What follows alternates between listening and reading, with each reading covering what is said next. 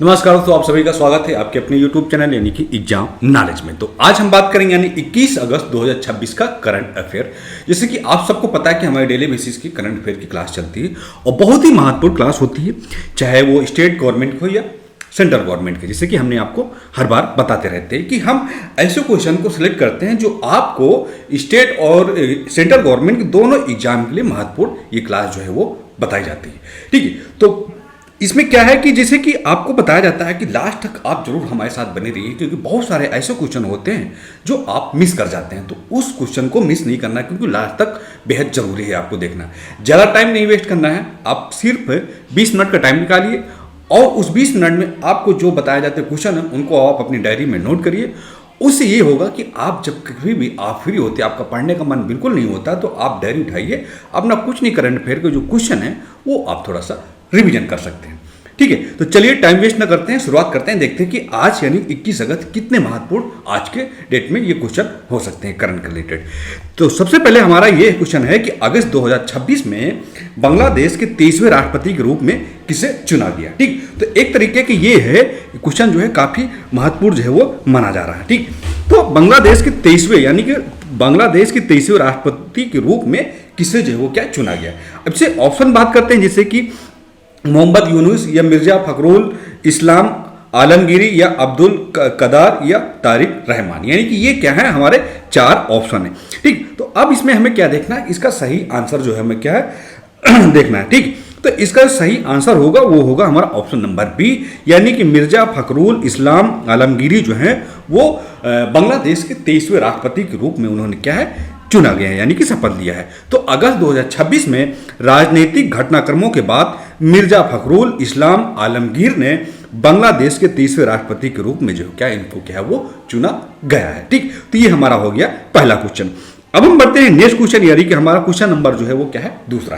Question number दूसरे की अगर हम बात करते हैं तो इसमें दिया कि आर्थिक मामलों के मंत्रिमंडलीय समिति यानी कि CCEA ने राष्ट्रीय राजमार्ग 22 यानी कि NH22 के मुजफ्फरपुर सीतामढ़ी सोन बरसा खंड को 4 लेन बनाने की जो क्या मंजूरी दी गई है। तो यह सड़क परियोजना जो है वो किस राज्य में स्थित है, यानी कि अब यहाँ पर यह बताया गया है कि राजमार्ग यानी राजमार्ग 22 यानी कि NH यानी कि नेशनल हाईवे 22 जो है वो मुजफ्फरपुर से सीतामढ़ी सोन बरसा खंड को 4 लेन से जो क्या जोड़ने की जो क्या मंजूरी दी गई है। तो किस राज्य से है, तो जैसे कि आपको पता है कि आपने कभी सुना होगा सीतामढ़ी या मुजफ्फरपुर, तो ये दो नाम अगर आप सुने होंगे तो वहां पर क्या है कि आपको थोड़ा थोड़ा जो है वो क्या अंदाजा हो सकता है कि ये जो डिस्ट्रिक्ट हैं ये किस राज्य में पड़ते हैं। तो क्वेश्चन नंबर हमारा जो है वो क्या है 2 है। तो जैसे कि आप सबको पता है कि मुजफ्फरपुर और जो सीतामढ़ी जो है ये क्या है ये बिहार राज्य में पड़ते हैं। तो इसका ऑप्शन जो होगा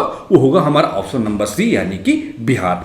ठीक, क्या होगा बिहार, तो प्रधानमंत्री नरेंद्र मोदी की अध्यक्षता में CCEA ने बिहार NH22 के 82.5 किलोमीटर यानी कि 82.5 किलोमीटर यानी कि 82.5 किलोमीटर लंबे मुजफ्फरपुर सीतामढ़ी सोन बरसा खंड को 4 लेन बनाने के लिए 3,591 करोड़ रुपए की जो हो क्या मंजूरी जो हो क्या दी गई।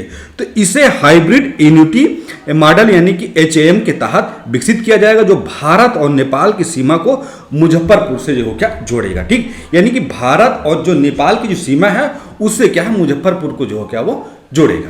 ठीक है, तो यही होगा हमारा दूसरा क्वेश्चन। अब हम बढ़ते हैं अगले क्वेश्चन की, यानी क्वेश्चन नंबर हमारा जो है वो राष्ट्रीय महिला आयोग यानी कि NCW द्वारा महिलाओं को साइबर सुरक्षा आर्टिफिशियल इंटेलिजेंस यानी कि AI में सशक्त बनाने के लिए अगस्त 2026 में कौन सा एक विशेष कार्यक्रम जो है वो क्या शुरू किया।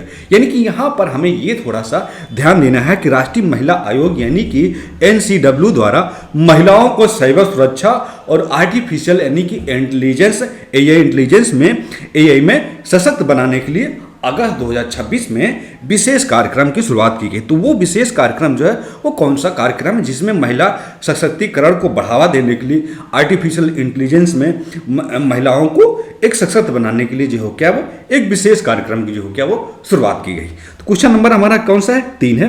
तो अब जिसे किसके हम ऑप्शन बात करते हैं तो ये हमारा हो जाएगा ऑप्शन नंबर बी, यानी कि यशोदा AI। जैसे कि आप सबको पता होगा यशोदा जो थी वो जो हमारे जो कृष्ण भगवान है वो उनकी माँ थी यशोदा, ठीक है। तो उनकी माँ थी, तो उन्हीं के नाम पर यानी कि यशोदा एआई यानी कि यशोदा आर्टिफिशियल इंटेलिजेंस के रूप में ये एक विशेष कार्यक्रम की जो क्या वो शुरुआत की गई। तो राष्ट्रीय महिला आयोग यानी कि एनसीडब्ल्यू ने जालंधर यानी कि पंजाब, जालंधर जो है वो पंजाब में पड़ता है, पंजाब की लावली प्रोफेशनल यूनिवर्सिटी यानी कि वहाँ पर एक यूनिवर्सिटी एलपीयू यानी कि लवली प्रोफेशनल यूनिवर्सिटी में यशोदा यानी कि महिलाओं को एआई सशक्तिकरण का मार्ग कार्यक्रम आयोजित किया गया। इसका मुख्य उद्देश्य है कि महिलाओं के बीच एआई साक्षरता यानी कि आर्टिफिशियल इंटेलिजेंस को बढ़ावा देना और महिला को साइबर सुरक्षा और डिजिटल सशक्तिकरण को क्या है बढ़ावा देना। तो इसलिए ये कार्यक्रम जो है वो जालंधर में यानी कि पंजाब में जालंधर पड़ता है। तो जालंधर में एक यूनिवर्सिटी है एलपीयू यानी कि लवली प्रोफेशनल यूनिवर्सिटी है, वहां पर है इस कार्यक्रम का जो है क्या आयोजन जो है क्या किया गया है, ठीक है। अब हम बढ़ते हैं अगले क्वेश्चन की ओर, यानी क्वेश्चन नंबर हमारा जो है वो क्या है फोर्थ में अगर हम बात करते हैं कि 47 सरला पुरस्कार, ठीक क्या है 47 सरला पुरस्कार 2026 के लिए किस प्रख्यात साहित्यकार को जो है क्या वो चुना गया है, ठीक। यानी कि 47 सरला पुरस्कार जो है वो किस प्रख्यात साहित्यकार को जो है क्या वो चुना गया है। तो क्वेश्चन नंबर की अगर हम बात करते हैं तो वो है हमारा फोर्थ। अब इसमें ऑप्शन बात करते हैं प्रतिभा रे, सीताकांत, महापात्र, आशुतोष परिदा या मनोज दास। ये हमारे क्या है 4 ऑप्शन है, ठीक। तो इसमें हम क्या देखते हैं कि इसके हम सही आंसर की बात करते हैं तो इसका जो सही आंसर होगा वो होगा हमारा ऑप्शन नंबर सी यानी कि आशुतोष परिदा। तो प्रख्यात आइडियो साहित्यकार आशुतोष परिदा को उनके उत्कृष्ट साहित्यिक योगदान के लिए 47 सरला पुरस्कार के लिए जो है क्या चुना गया है। यह उड़ीसा के सबसे प्रतिष्ठित साहित्यिक सम्मानों में से एक जो है क्या वो माना जाता है, ठीक। तो ये 47 सरला पुरस्कार के लिए चुना गया है। यह उड़ीसा का सबसे प्रतिष्ठित यानी कि यहाँ पर ये चीज आपको बेहद जरूरी है याद करना कि अगर कभी क्वेश्चन आ जाता है कि उड़ीसा का सबसे प्रतिष्ठित साहित्यिक सम्मान कौन है तो आपको याद रखना है सरला, ठीक। कौन सा याद रखना है सरला पुरस्कार, ठीक। ये सरला पुरस्कार, तो ये जो है सरला पुरस्कार जो है उड़ीसा का सबसे प्रतिष्ठित जो पुरस्कार जो है वो क्या माना जाता है, ठीक है। अब हम बढ़ते हैं अगले क्वेश्चन की ओर। क्वेश्चन नंबर हमारा जो है वो क्या है पांचवा में ये कहा जा रहा है कौन सी गैर बैंकिंग वित्तीय कंपनी एनबीसी विशेष रूप से सिल्वर चांदी पर ऋण, ठीक। यानी कि सिल्वर चांदी पर ऋण अपनी अलग शाखा स्थापित करने वाली भारत की पहली एनबीएफसी बन गई है, ठीक। यानी कि भारत की पहली एनबीएफसी जो है वो क्या बन गई है। तो इसमें ऑप्शन देखते हैं मुथूट फाइनेंस, मणिपुरम फाइनेंस या पॉल मर्चेंट्स फाइनेंस या बजाज फाइनेंस। ये हमारे ऑप्शन कितने 4 ऑप्शन है, ठीक है। तो क्वेश्चन नंबर की अगर हम बात करते हैं इसका जो सही आंसर होगा वो होगा हमारा आंसर जो होगा वो होगा हमारा ऑप्शन नंबर सी यानी कि पॉल मर्चेंट फाइनेंस जो है वो चांदी पर ऋण के लिए अपनी एक अलग जो है शाखा स्थापित करने के लिए भारत की पहली एनबीएफसी जो है क्या वो बन गई है।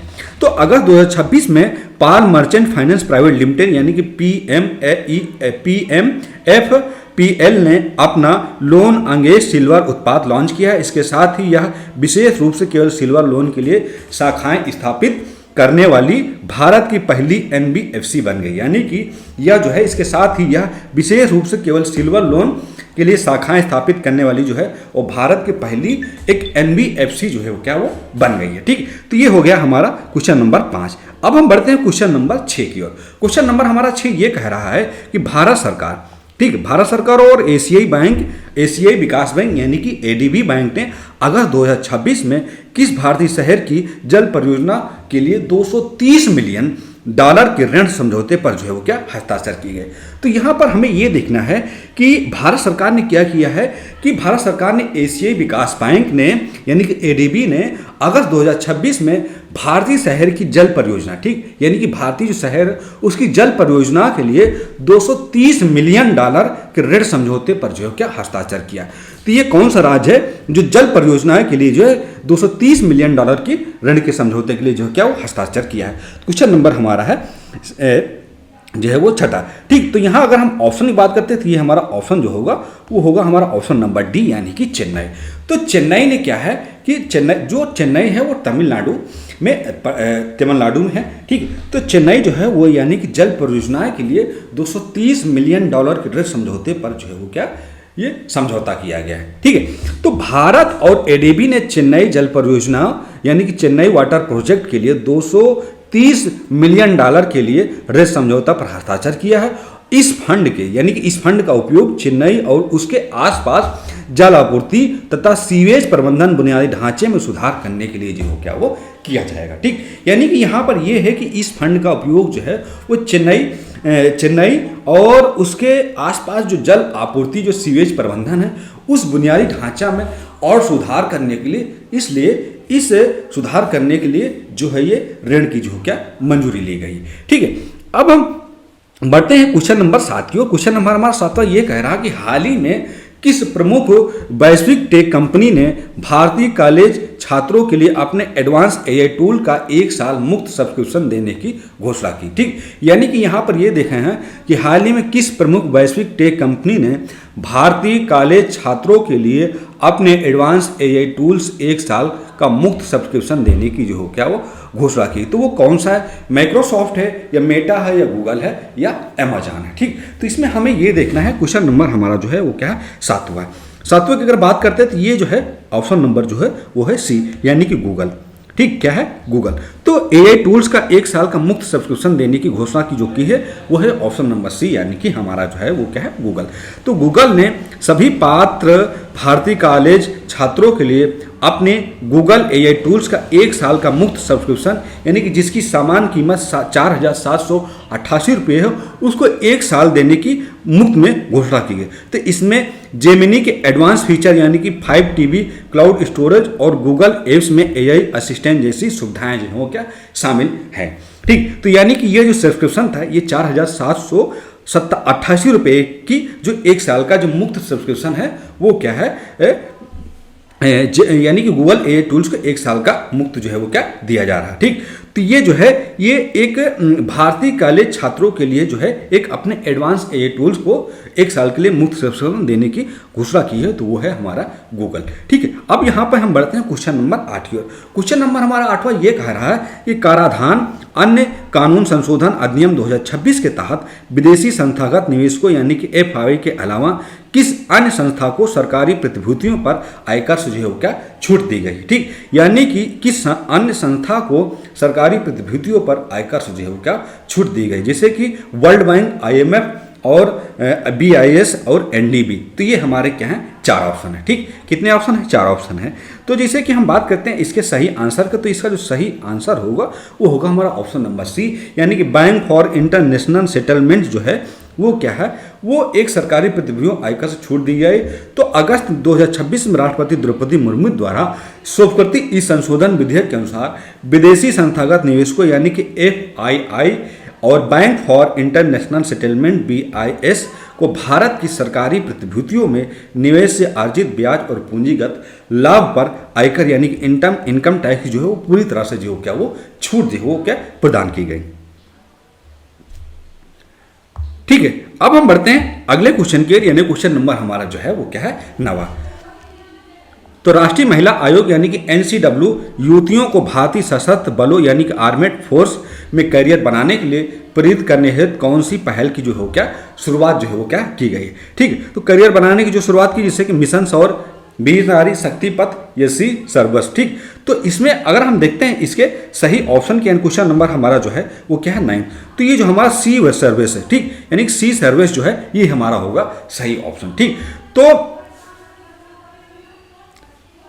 राष्ट्रीय महिला आयोग NCW ने युवतियों को भारतीय सशस्त्र बलों यानी कि आर्मेड फोर्सेस में करियर बनाने के लिए प्रेरित करने हुए एक सी सर्विस जो है उसकी क्या है एक पहल की जो क्या वो शुरुआत की गई। तो राष्ट्रीय महिला आयोग के अध्यक्ष ने पंजाब की जलंधर के में एक महिला कॉलेज के सी सर्विस कार्यक्रम का जो क्या वो उद्घाटन किया गया। इस उद्घाटन का मेन और मुख्य उद्देश्य है कि युवा महिलाओं को यानी कि जो युवा महिलाएं हैं उन महिलाओं को भारतीय सशस्त्र बलों में अपने लिए करियर अवसर तलाशने के लिए प्रोत्साहित करना। ठीक, यानी कि इस पहल और उद्देश्य से युवा महिलाओं को भारतीय सशस्त्र बलों में अपने लिए करियर के अवसर तलाशने के लिए जो क्या है प्रोत्साहित करना है। ठीक, क्या करना है? प्रोत्साहित करना है। ठीक है, अब हमारा है जो वो क्या है लास्ट क्वेश्चन की अगर बात करते हैं तो ये है हमारा बेहद इंपॉर्टेंट क्वेश्चन जो क्या माना जा रहा है। ठीक, तो अगर हम इसमें देखते हैं कि अगस्त 2026 में पैरा मोटर डिजिटल टेक्नोलॉजी, ठीक, यानी कि पैरा मोटर डिजिटल टेक्नोलॉजी ने पूरे भारत में